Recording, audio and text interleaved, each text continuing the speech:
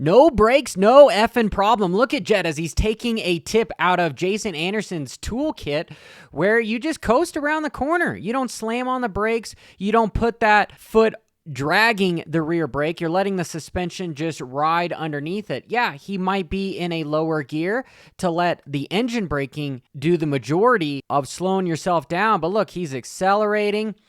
He enters the braking bumps, which there is a considerable amount on this track design because of all the different zigzags. And that is difficult to set these motorcycles up for because it's set up for Supercross, not some motocross. However, I digress. Watch him as that bike just floats underneath him and he ends up just getting on the gas right at the start of the corner and is able to get around all the ruts, go outside in, nice road race line, but doesn't even touch that rear brake.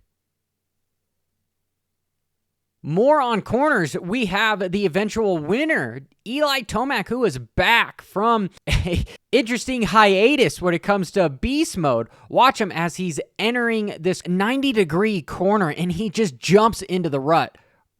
Wow, that to me was epic. This is beast mode Tomac. Here, I'll slow it down just briefly.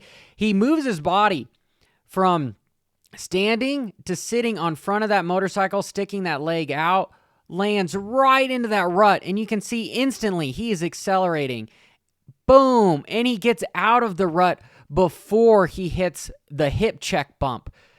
Spectacular bike control from the current GOAT of Supercross. Bam!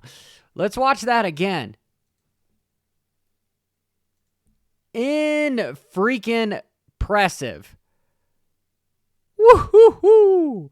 If you were fortunate enough to watch my track analysis video before the race every Thursday, I talked about this triple section, and Tomac was the only rider that was able to seat bounce, triple,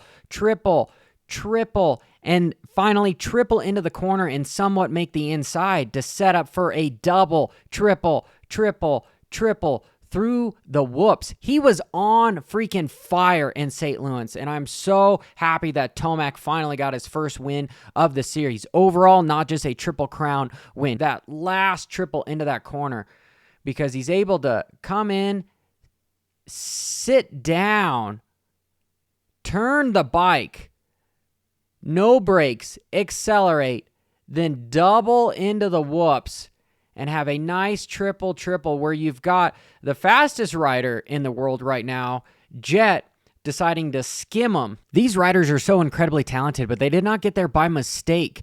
Coach Rob Beams has a new podcast out where he's releasing 2 new episodes. One is going to be called The Vet Show, that is helping you with bike balance, fitness, racing while having a family. The second one is navigating amateur motocross and everything it pertains to the landscape. Make sure you're looking at the description and go to CoachRobPodcast.com. Quick sidebar with Kenny on the inferior equipment, the Suzuki. Watch him as he sets this up, where as opposed to just going to the inside, he leaves the door open, but in doing so, he's able to cut back underneath and get out of this crazy rut that would just keep you choppy all the way up the face. Kenny is arguably the smoothest rider in the series at the moment. I wish he just did not have that Kickstarter. Look at him pivot around, feet on the peg, able to just outside in on the inside of one of the gnarly ruts of the night.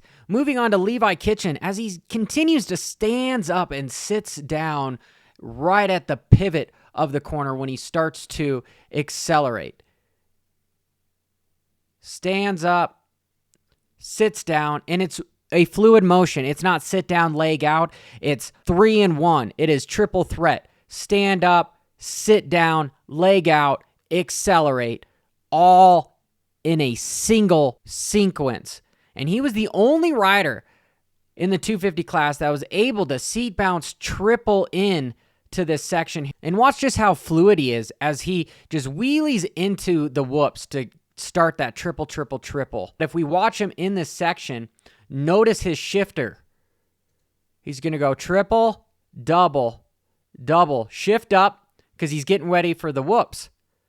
So he enters that corner in a higher gear, I'm assuming 4th, And now he shifts back down to slow down to come across the start where he wheelies over and then is able to do that triple right there where every other 250 guy was not able to do that. He wheelies over and he's able to somehow have enough speed to triple the next section. This is where he was running away from RJ because RJ was only able to then double right here. So Levi was just on another level in St. Louis. Actually, the last 2 races, he had a perfect triple crown as well with basically 3 hole shots and 3 wins. And in closing, I want to point out the focus here. We'll play this in real time. Look at him. He does not blink for the next 20 seconds. He's breathing. He's slowing his heart rate down. He's got adrenaline going, but he is so focused. He is running through the race in his head. That is what he is doing there, in my opinion. Is he going to? Boom. He blinks finally. Until next time, keep it WFO. Bra-da-da-da-da.